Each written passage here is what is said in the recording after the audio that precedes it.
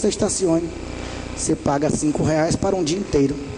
Aqui em Ilhéus, por exemplo, eu costumo deixar meu carro lá na Avenida Soares Lopes e venho andando por aqui. Mas não é o comum. E em todas as cidades onde se implanta a Zona Azul, a primeira pesquisa da empresa mostra que 80% dos carros, pelo menos, são dos proprietários dos estabelecimentos. Então, a primeira forma de empurrá-los para fora do centro seria cobrar um pouco mais caro para desincentivar. Então, a palestra de Marcelo ajuda muito, porque corroborou o que a gente vem tentando aplicar. Mas aí, socorro, o Marcelo também é daqui, os que são daqui sabem que Ilhéus, ou nós somos parentes de coronéis, ou fomos parentes em algum momento. Então, aqui, qualquer modificação é extremamente complicada. Nessa casa, no último governo, nós tivemos sessão especial para discutir uma interferência que nós fizemos ali, quem vai daqui para o Itão. Tem aqueles disciplinadores no centro, porque o pessoal subia ali, fazia aquela roubadinha, teve muito acidente. A Câmara se debruçou sobre isso para tentar fazer com que a Sutran retirasse. Então, veja o nível, né, que nós estamos. E aí, para finalizar, colocar que essa dificuldade a gente passa todos os dias. Nós temos um pedaço de corredor de ônibus, que a gente teve a felicidade de começar há uns 4 anos atrás, ajudou um bocado, mas ele não avança, porque na frente tem uma praça de táxi que o sindicato diz ao prefeito que não aceita sair dali, e o prefeito aceitou. Para trás, você tem um restaurante que diz que aquele estacionamento é dele e não pôde sair.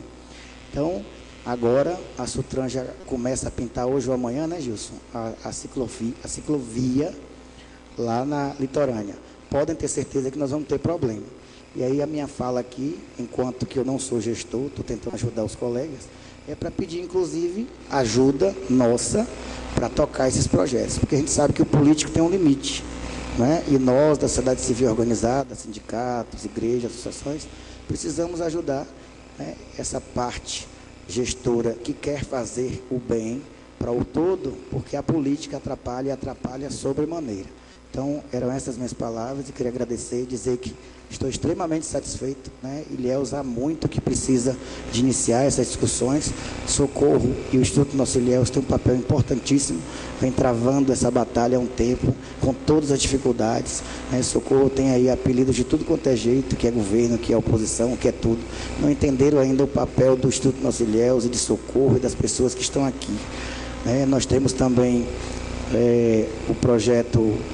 Eu estive em Brasília muitos anos atrás e via o eixão fechado domingo, achei aquilo interessante. Conseguimos fazer na Avenida Soares Lopes. Ainda mambembe, não conseguimos que a população respeite, que as pessoas também usem. E aí o Hernani Sá criou o projeto Pista Fechada, que também está com um pouco de dificuldade de funcionar efetivamente. Então, são outros 2 projetos de mobilidade que não estão interligados, interconectados e que a gente tem dificuldade com a própria população, que quer acessar e vai lá e retira os cones, porque ele tem que ir para a garagem quando as pessoas estão usando. Então, observem que a gente tem dificuldades e que o político não resolve, né? Aqui, na verdade, é um pedido de socorro, viu, socorro? Para que a gente possa continuar tocando isso, porque a política, ela tem um limite, ela tem uma visão diferente da nossa. Muito obrigado. Obrigado. Encerrada a sessão de perguntas. Tem mais gente, o que eu faço? Rapidinho, viu, gente? Mas é pergunta mesmo. Bom dia a todos e a todas. Meu nome é Vandilson Gomes.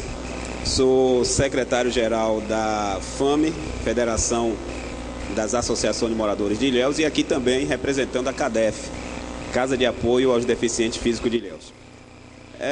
A pergunta é o seguinte: nós temos fiscais de trânsito e também de mobilidade aqui no município. Aqui no centro nós temos as pistas táteis e a gente observa de que elas são ocupadas por ambulantes.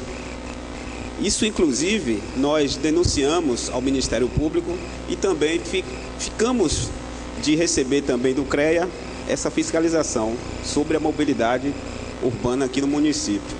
E aí eu fico a pensar. Eu moro no bairro do Basílio, que fica próximo à Conquista. Nós tínhamos um hospital regional, que tínhamos que descer o morro, pegar uma pista ampla para poder ter acesso ao antigo hospital regional. E nós pensávamos também de que poderia ter uma passarela, ou então um viaduto, Odailson, que pudesse encurtar, e aí eu vendo aqui as palestras dos renomados professores e professora Marcelo e Júlia, de que a cidade sustentável e a cidade também com mobilidade urbana são as capitais. Os municípios do interior realmente, que os nossos governos não pensam principalmente sobre as pessoas que convivem na cidade. E se vocês perceberem, Ilhéus é uma cidade onde existem mais morros, certo? A gente, para ter acesso a um outro morro, tem que descer para poder subir o outro. Então é uma dificuldade imensa, certo? Então, se a gente convive em um bairro em que a escola da comunidade não tem acesso à comunidade, principalmente que mora nela, sábado e domingo ela está fechada, certo? Tudo isso é uma coisa que não vem dando oportunidade para a população. A escola ela tem que ficar aberta diuturnamente, viu? E eu digo que o cemitério São Jorge, localizado no bairro do Basílio, que é um dos maiores daqui de Ilhéus, ele tem também dificuldade para ter acesso. O ônibus não sobe ali pela rua Dom João 23, também não tem acesso pela rua Visconde Santo Amaro, que é a rua principal ali entre a central de abastecimento. E é difícil isso, até para andar também. Então, como é que a gente pode projetar uma cidade, e a gente sabe de que a legislação agora não permite de que cada governo, né, um executivo, projete uma cidade, projete uma determinada obra e coloque seu nome, fulano de tal, certo? Então, isso aí faz com que nós fique desacreditado da política, mas a gente tem que fazer sim uma política de inclusão, é para isso que está aí a LBI. E essa é a minha indignação. Muito obrigado.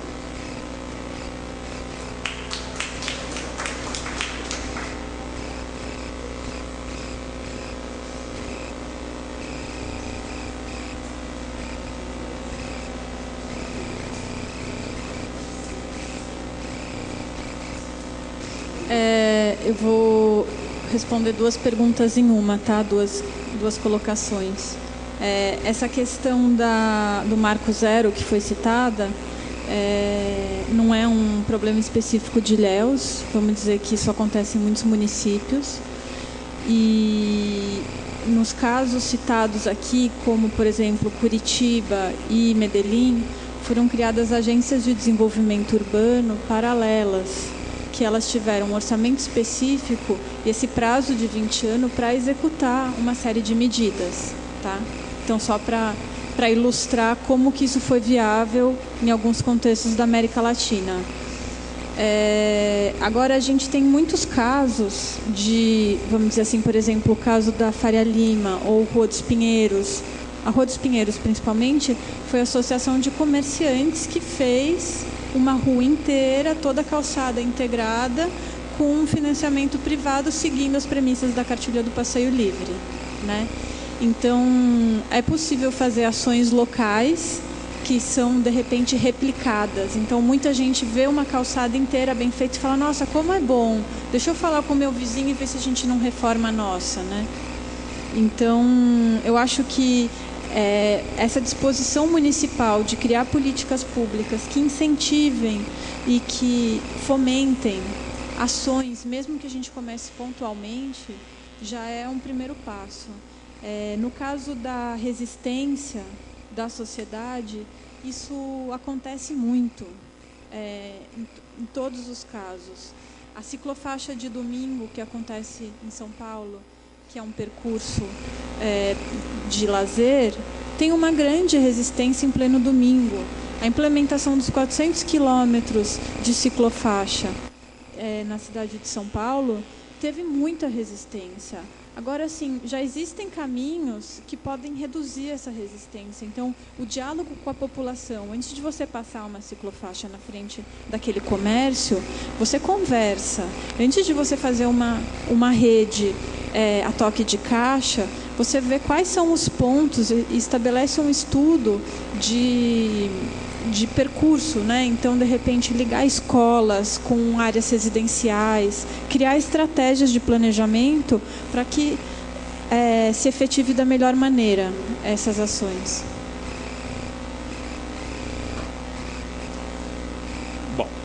Terminadas as perguntas e esclarecimentos, infelizmente não temos mais tempo. Eu queria agradecer a presença, a disponibilidade dos professores Júlia e Marcelo. Marcelo, inclusive, se deslocou de Itabuna para cá, com a doação do tempo deles, com a doação de preciosos conhecimentos. Agradecer a presença de todos vocês, todos, em especial os que têm mais dificuldades em estar aqui presentes. Mostra a disponibilidade que tem enquanto cidadãos. E eu gostaria de lembrar que um dos seres iluminados que passou por esse planeta, a Madre Teresa de Calcutá, disse e legou para a gente a seguinte frase, entre outras tantas: você tem que ser a transformação que você quer ver no mundo. Então essa transformação começa de nós. Estamos passando por um período de transição, onde estamos aprendendo a conviver com as diferenças. Como todo período de transição, ele é demorado, ele é dolorido.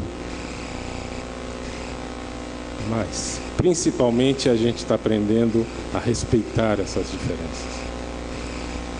E é um exercício diário para todos, mas especialmente para nós arquitetos e urbanistas. E eu quero expressar aqui o meu orgulho por tê-los como colegas de duas profissões.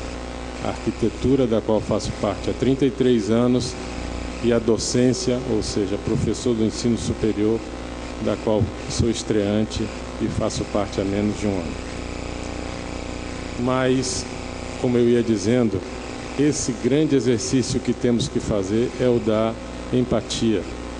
Nós temos que nos colocar no lugar do outro, para que bem projetemos cidades ou edificações. E eu proponho, como já propus anteriormente, proponho de novo, que na Semana de Mobilidade a gente faça um exercício prático dessa empatia.